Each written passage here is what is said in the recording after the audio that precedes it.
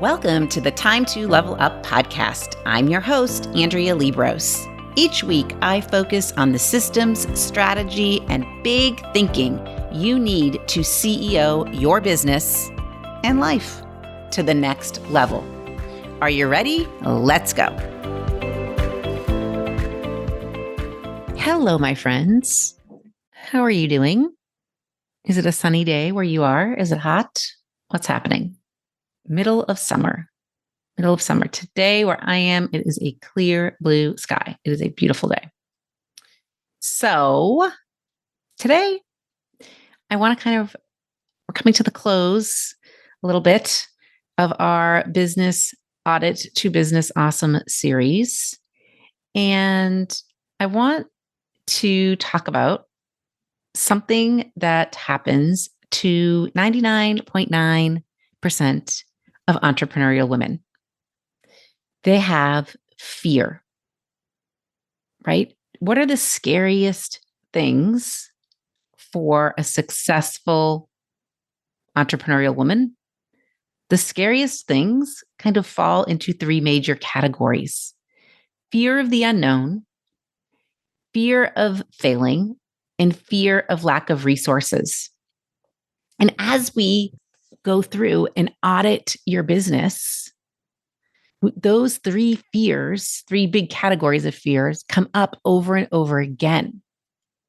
And oftentimes when we audit, we recognize that a reason we haven't moved forward with a project that we've been dying to do, or the reason that we haven't invested in something we want to invest in, is because of one of these three fears.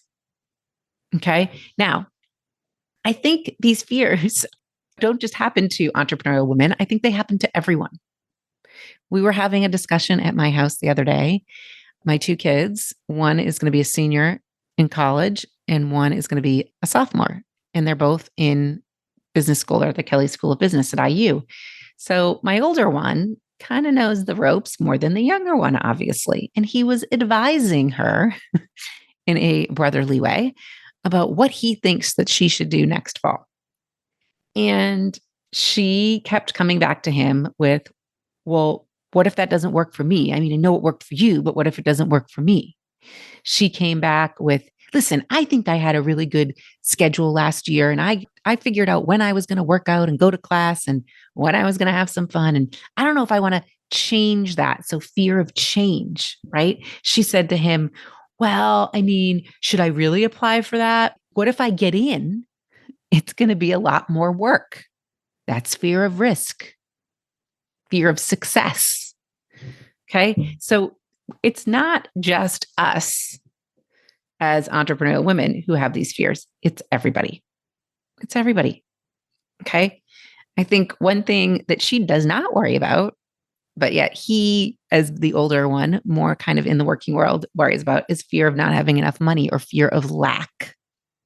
I don't think she's at that point where that crosses her mind, but it certainly crosses his, since he has already had a gazillion job interviews and is hoping to have his summer internship turn into a job. And I don't think either of them really worry about fear of not enough time. Okay.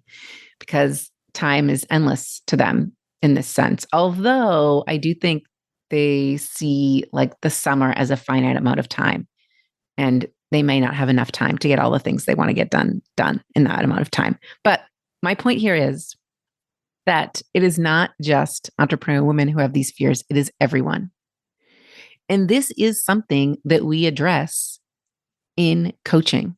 This is something that we address as we audit your business and kind of audit your life and figure out what's working and what's not working and why. And a lot of times fear rears its ugly head in that discussion. And how do we change how we feel? We've got to change our thoughts. So today I wanted to spend a little bit of time just digging a little deeper into each of these three major categories of fear: fear of the unknown, fear of failing, and fear of lack of resources. And spoiler alert, this is a little preview of some of the content that are in the 45,000 words in my book. Okay. I spend a small chunk talking about this, But we're going to talk about it today on the podcast. And here's what I want you to do. If you've got a pen, I do want you to write down these 9 common fears. And if you have a pen or your brain or your notes on your phone, I want you to think about what for you might fall into these categories.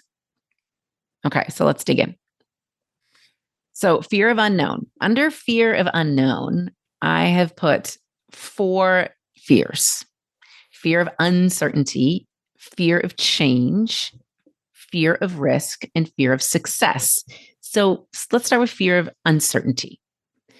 When you run a business, you want things nailed down, right? That's why everybody loves VIP days, because we nail down a plan.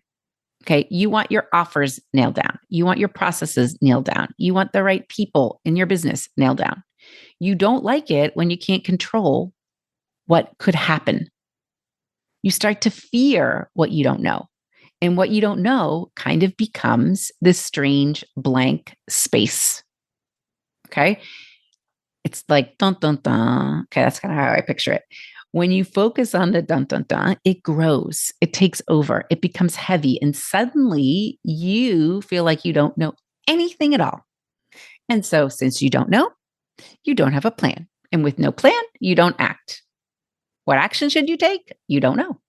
Okay. So, you project all the horrible things that could happen into that blank space. And of course, you don't want to move forward. You just look at all the potential catastrophes waiting there. So I've kind of named this space the blank spot of impending catastrophe. Okay. The blank spot of impending catastrophe. When you're there and when you face it, you just shut down. Now, fear of change.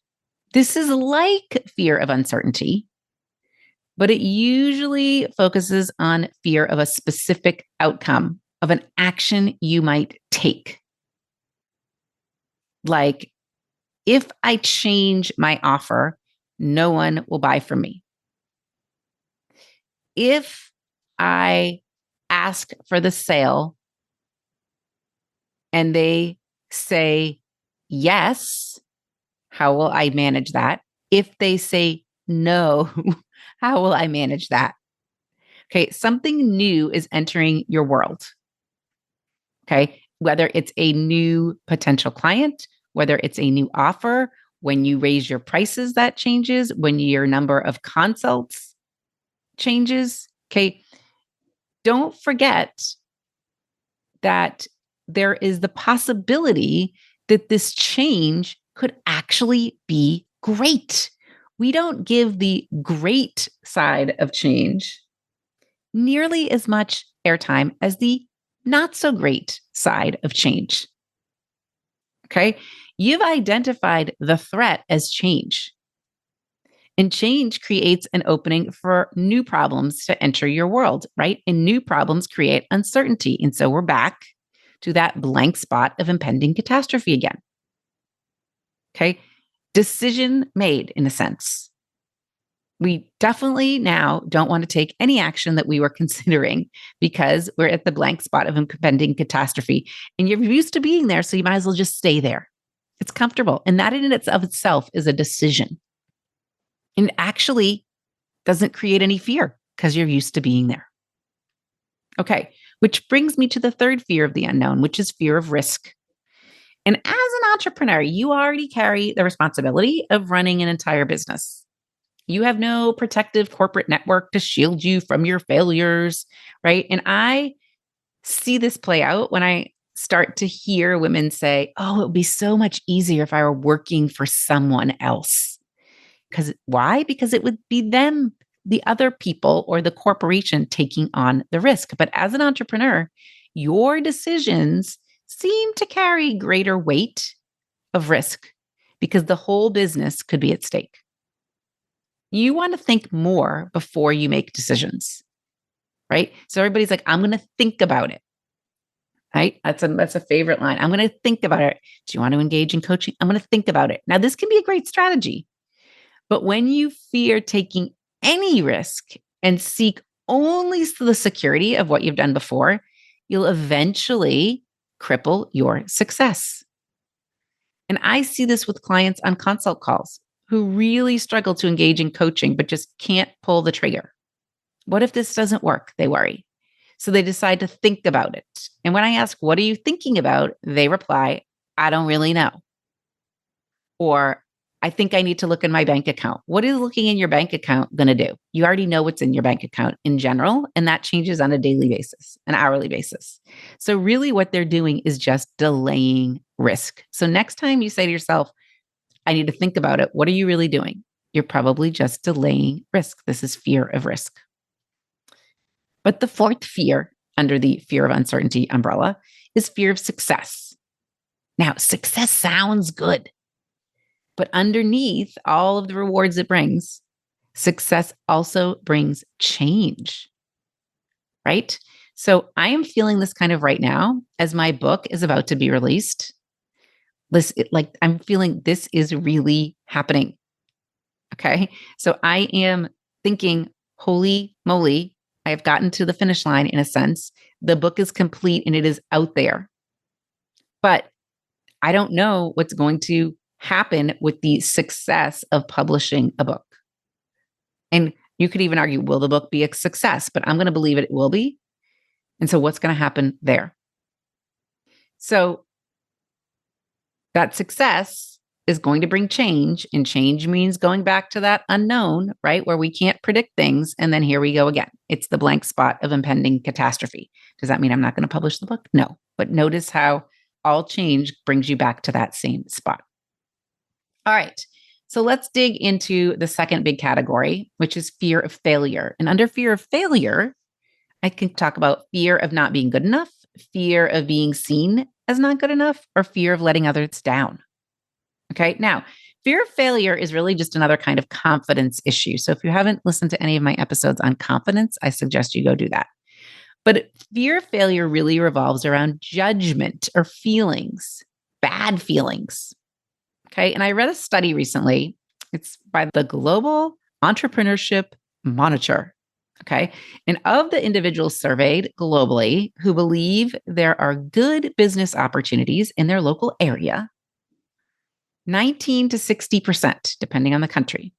All right. So let's just say 20 to 60% would still not start a business due to fear of failure, even though they thought they could be successful and that there was opportunity there. So it's not a baseless assumption that the same type of fear might also hamper you when you're wanting to try new things. If you judge the environment as risky or your skills as not good enough, these judgments are going to lead you to fear of failing. Okay, so fear of not being good enough. This is a self-judgment. When you look at yourself and constantly find yourself wanting new skills or knowledge, you're crippling your success. Okay, so I see this when someone's like, well, I just need to take that one more course. When someone thinks they just need more knowledge and then they'll be good enough, or they just need the certification and then they'll be legit. I see that a lot.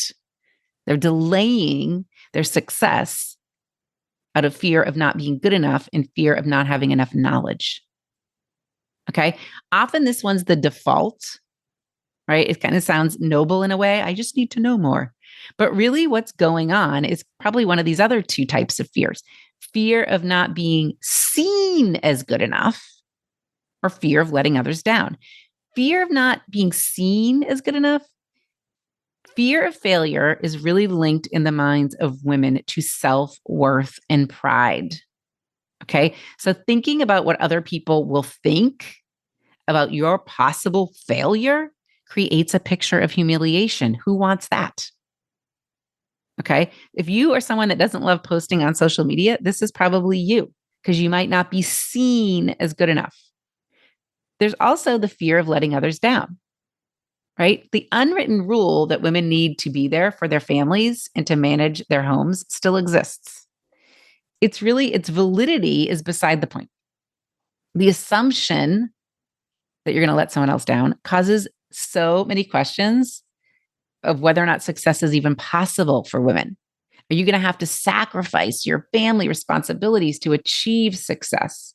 And being seen as someone who neglects her family does not sound appealing, right? And then there's the fear of letting down people who you've made commitments to, extended family, clients, friends, neighbors, the volunteer organization that we signed up for, even your team. Okay. When we don't follow through, people will be disappointed. They'll judge, will they judge us for being unreliable? Right. And this is going to maybe even lead to having more commitments to show others that we care and we want to help. I have a client who really held back on growing her business because she feared letting down her family. But here's the thing, she wasn't even having a conversation with her family to let them know what her dreams and desires were, or to even pose the option of her, spending more time, money, or energy on her business. What is something that you're avoiding doing because you fear how others might feel about it or how others might see you? That is all fear, my friends, of failure. Okay. And the last fear revolves around fear of lack. And the last fear of lack, is not having enough of something. Mainly money and time are two biggest resources, right? So, number one is fear of not enough money.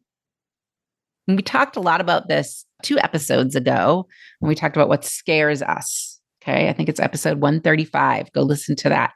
Money gives you power to do things, especially in your business. And what if you don't have enough? What if you don't make enough money to support your family's needs? What if you don't have enough to cover emergencies? It's really my hope when I write another book, the second book I write, that there's going to be a section on fear of making too much money, right? That would be awesome. But I can fall into this trap myself, fear of not enough money. And I have to admit that using the You Need a Budget software to manage cash flow has really lessened that anxiety tremendously. So let me know if you want more information about how that system works in coaching around having fear of not enough money. You can just DM me or send me an email. But sometimes, and this happened this week, I was holding off on making a decision. I wanted to invest in my business in a way. I was holding off because I had this fear of not having enough money. But I pulled the trigger this morning, actually, and did it because I realized yesterday, in both looking at the data, so looking at the hard facts and examining my thinking, that I have plenty of money to do this and I'm making more money every day. And the second fear of lack is fear of not enough time. And sometimes the fear of not having enough time to get everything done can paralyze you. Okay. And if you keep measuring the time you don't have, you won't be able to choose your priorities and everything will seem super huge. What if you're doing the wrong thing with the little time you have, right? Because you haven't taken the time to figure out what your priorities are. We talk a lot about this in episode 135 about what scares you. Go listen to it again. I used to worry about this one more when my kids were younger, this not having enough time. Lately, when this fear comes up, I've been much more solution oriented and I've been outsourcing and delegating a whole lot more. Things around the book is a great example of that. I didn't think I was going to have enough time to really work on this book the way I wanted to with the other things that were going on in my life, namely a move and a sale of a house. So I outsourced a little bit in a sense of hiring extra editors and someone to do the graphics and having my photographer just take care of all the photography. Kind of, I just trusted her, gave her blanket carte blanche. Okay. So that's the last one, fear of not enough time. Okay. So the 9 fears: fear of uncertainty, fear of change, fear of risk, fear of success, fear of not being good enough, fear of being seen as not good enough, fear of letting others down, fear of not enough money, and fear of not enough time. So why I wanted to do this episode right now is I wanted to really dig deep on what is scaring you. And I want you to get good at pinpointing what kind of fear you're having. And this episode is somewhat of a stepping stone to the next series of episodes we're going to do about thinking big. The title of this book that's going to be released in September is She Thinks Big. But in order to think big, you've got to make the shift from thinking small. And these fears are small thinking. I was thinking small about investing yesterday, like worrying if I had enough money. That was totally small thinking. It was ridiculous. I had to shift my mindset to thinking big in order to make the investment I wanted. And I am so happy I did. Usually, everything you always want is on the other side of uncomfortable, on the other side of that fear. So I encourage you this week to really eavesdrop in on your mind and figure out what fears you're having.